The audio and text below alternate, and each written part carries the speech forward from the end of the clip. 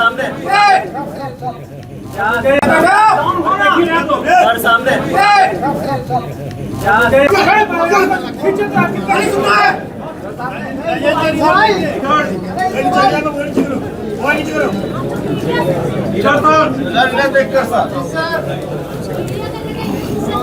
Thank you.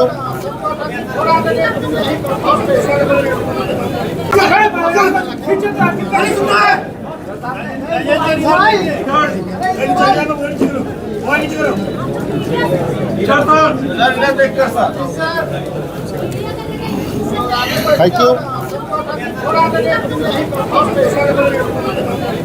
हमारे observer भी हैं बिहार के, जो आगे भविष्य का मार्ग हमारा प्रशस्त करेंगे। इस देश की दलितों की अग्रणी आवाज।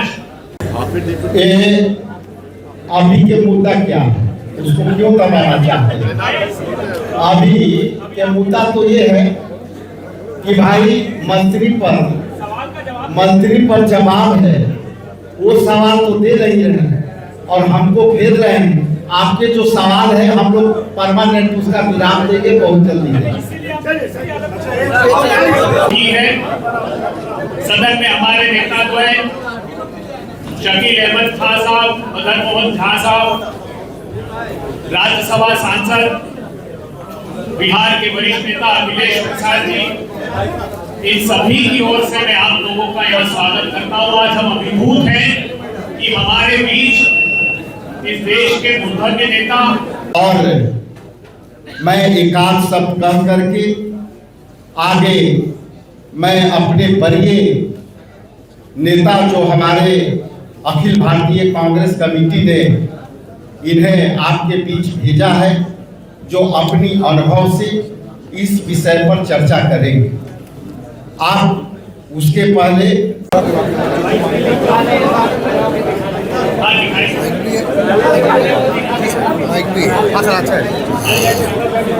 अलग से पत्रकार साथियों,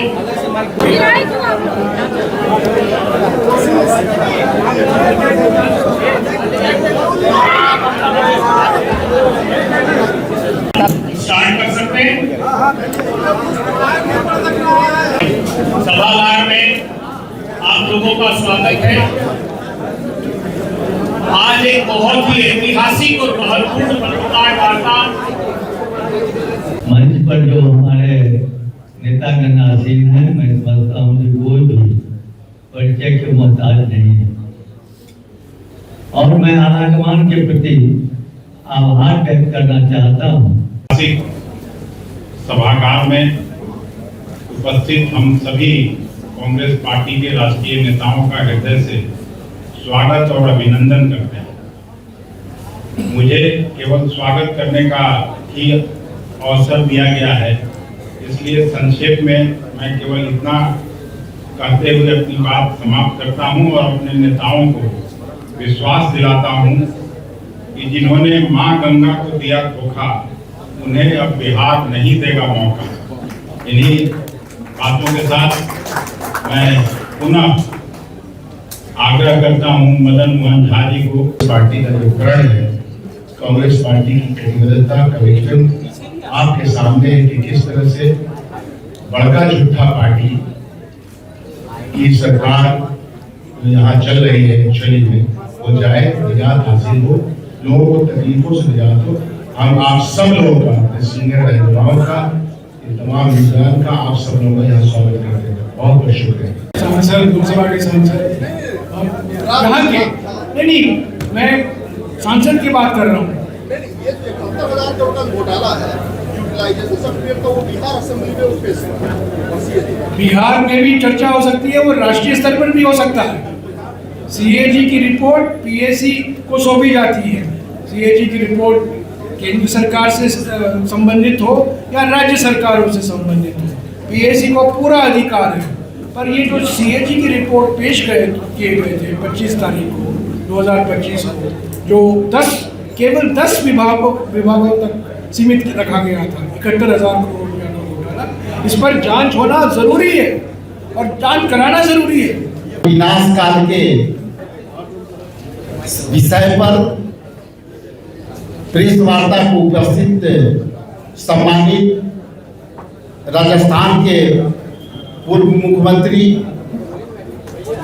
सम्मानित आदरणीय अशोक गहलोत साहब, हमारे पूर्व मुख्यमंत्री छत्तीसगढ़ सम्मानित भूपेश बघेल साहब, हमारे राष्ट्रीय मीडिया के प्रभाग के अनुभवी और लोकतांत्रिक मूल्यों के लोगों तक पहुंचाने वाले श्रीमान जयराम नरेश जी, इस प्रेस वार्ता में महत्वपूर्ण मुद्दा है, क्योंकि राशन चोरी, पेपर चोरी, रोजगार चोरी, सब वोट चोरी से जुड़े हुए हैं। तो वोट चोरी एक मूल मुद्दा तो जरूर है, और वोटर अधिकार यात्रा भी निकाला गया जिसमें तेजस्वी जी भी शामिल थे। इसके अलावा स्वास्थ्य, शिक्षा, इंफ्रास्ट्रक्चर, सुशासन के बारे में जो हमारा जो संकल्प है, जो हमारे वादे हैं, जब घोषणा पत्र निकलेगा अगले हफ्ते आपको पूरी जानकारी मिल जाएगी, उसमें कोई राज नहीं है। तो क्योंकि हम चाहते हैं, हमारा मुद्दा जो है सामाजिक सद्भावना, सामाजिक न्याय और आर्थिक विकास, और आर्थिक विकास का मायने शिक्षा और स्वास्थ्य, खास तौर से उसी पर हम प्राथमिकता दे रहे हैं। पब्लिक अकाउंट कमेटी के जितने भी चेयरमैन, उसी चेयरमैन को कैसे होगा? कोई एक्शन नहीं लिया, उन पर कार्रवाई, उनके खिलाफ कार्रवाई की मांग नहीं, की है। देखिए, कार्रवाई होनी चाहिए जिन्होंने ये घोटाला कराया है, जो जिम्मेदार थे, यूटिलाइजेशन सर्टिफिकेट का दुरुपयोग किया गया है, उनके खिलाफ कार्रवाई होनी चाहिए। पब्लिक अकाउंट कमेटी के किसी भी चेयरमैन ने एक्शन नहीं लिया, नोटिस नहीं, नहीं दिया। आप असली मुद्दे से ध्यान भटका रहे हैं। ये सारे के असली जिम्मेदार है इस घोटाले के, उनके खिलाफ कार्रवाई होनी चाहिए। विषय क्या है,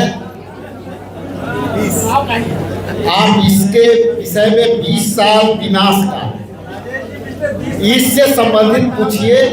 यहाँ लगभग 71,000 करोड़ रुपए के जो है घोटाले हुए, कई मंत्री पर संगीन जो है आरोप लगे हैं, कई मंत्री ऐसे बैठे हैं जिनकी अब तक जवाब नहीं आई, तो जवाब वहां से भी आनी चाहिए। और आज का विषय है 20 साल विनाश का, इससे संबंधित पूछ लीजिए, बाकी आपसे तो वार्ता होते रहे। ये सारी बातें आपके बीच अलग अलग सूत्र के हवाले से जा रहा है, लेकिन हमारी सीट शेयरिंग की सभी विषयों पर, सभी मुद्दों पर हम चर्चा करके आगे बढ़े हैं, और हम आज भी बैठने जा रहे हैं। जब अंतिम रूप देंगे तो आपसे जरूर बताएंगे, और बैठ के ज्वाइंटली बताएंगे। और बिहार एक बहुत ही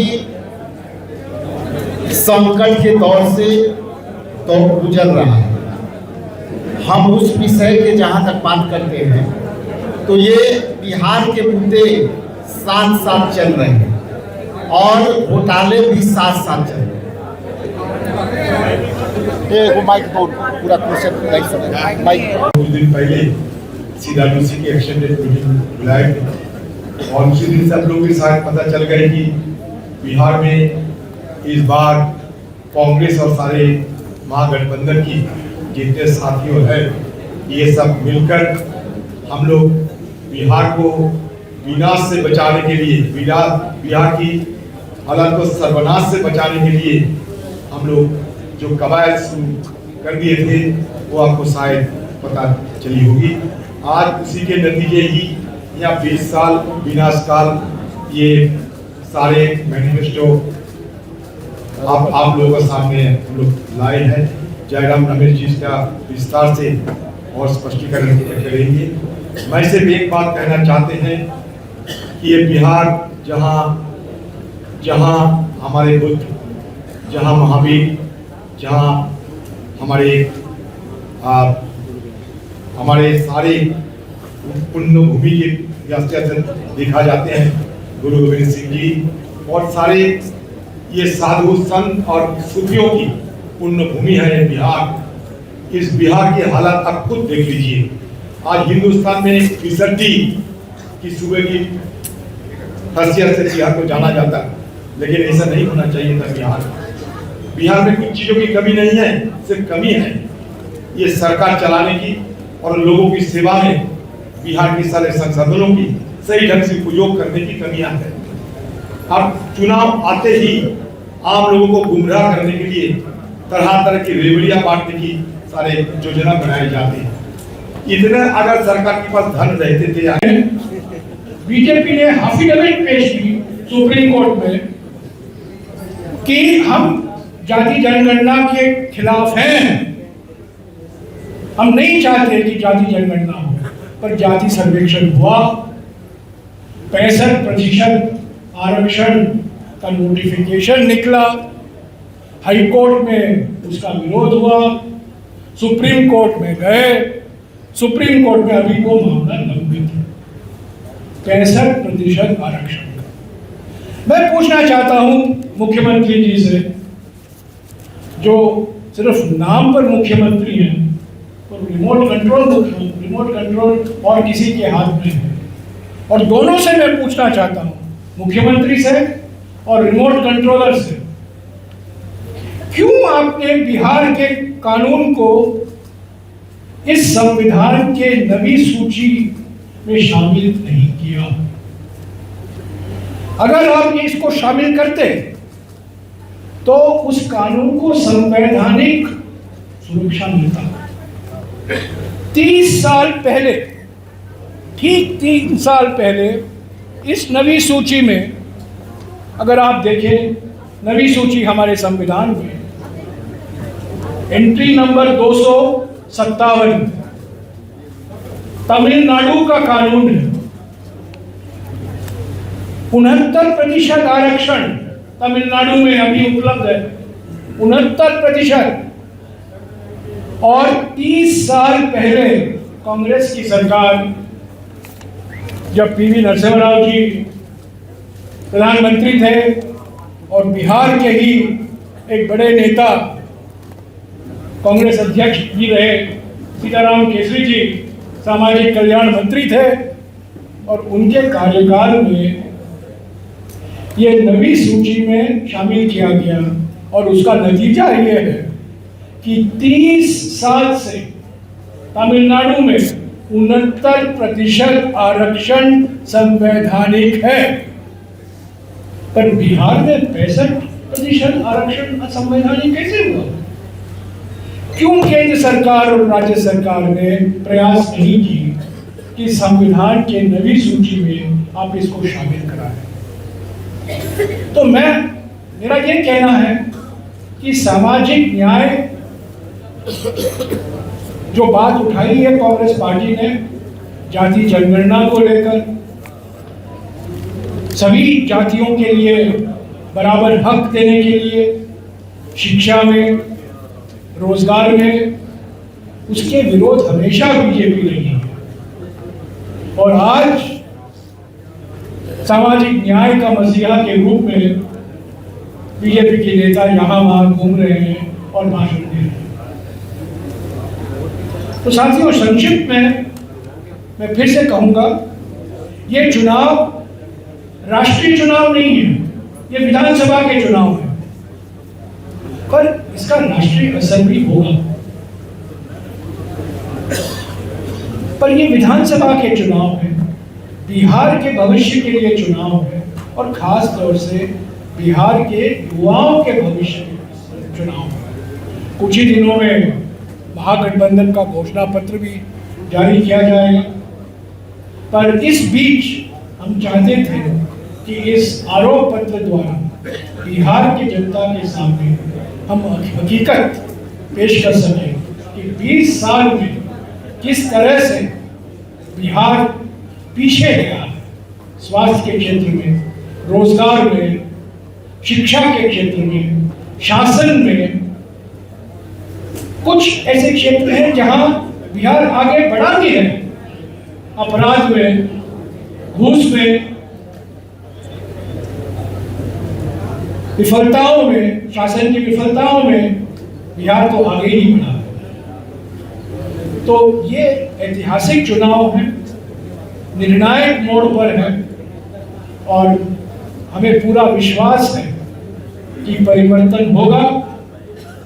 बिहार के युवा, बिहार की महिलाएं, बिहार के समाज के सभी वर्ग इस 20 साल के जुमले से मुक्ति चाहते हैं और शासन चाहते हैं, और शासन चलाने वाले बिहार में होना है और कहीं नहीं बैठना है, नागपुर में या दिल्ली में। वही असली मुद्दा है इन विधानसभा चुनाव में। शुक्रिया। है सदन में हमारे नेता जो है शकील अहमद खान साहब, मदन मोहन झा साहब, राज्यसभा सांसद, बिहार के वरिष्ठ नेता अखिलेश प्रसाद जी, इन सभी की ओर से मैं आप लोगों का यह स्वागत करता हूँ। आज हम अभिभूत हैं कि हमारे बीच इस देश के मूर्धन्य नेता सभागार में आप लोगों का स्वागत है। आज एक बहुत ही ऐतिहासिक और महत्वपूर्ण पत्रकार वार्ता हमारे ऑब्जर्वर भी हैं बिहार के, जो आगे भविष्य का मार्ग हमारा प्रशस्त करेंगे। इस देश की दलितों की अग्रणी आवाज और मैं एकांत शब्द कह करके आगे मैं अपने वरीय नेता जो हमारे अखिल भारतीय कांग्रेस कमेटी ने इन्हें आपके बीच भेजा है, जो अपनी अनुभव से इस विषय पर चर्चा करेंगे। आप उसके पहले सभागार में उपस्थित हम सभी कांग्रेस पार्टी के राष्ट्रीय नेताओं का हृदय से स्वागत और अभिनंदन करते हैं। मुझे केवल स्वागत करने का ही अवसर दिया गया है, इसलिए संक्षेप में मैं केवल इतना कहते हुए अपनी बात समाप्त करता हूं और अपने नेताओं को विश्वास दिलाता हूं कि जिन्होंने मां गंगा को दिया धोखा, उन्हें अब बिहार नहीं देगा मौका। इन्हीं बातों के साथ मैं पुनः आग्रह करता हूं मदन मोहन झा जी को और कम्युनिकेशन डिपार्टमेंट माइक वहां तक पहुंचाए।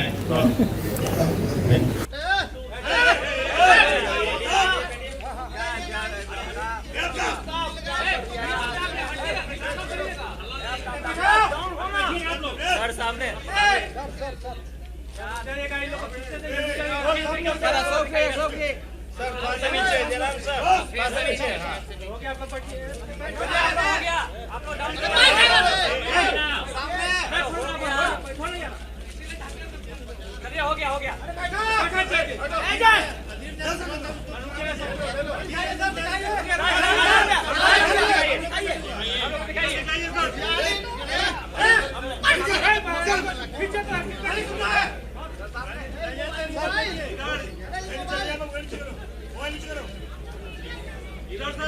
इधर देखकर सर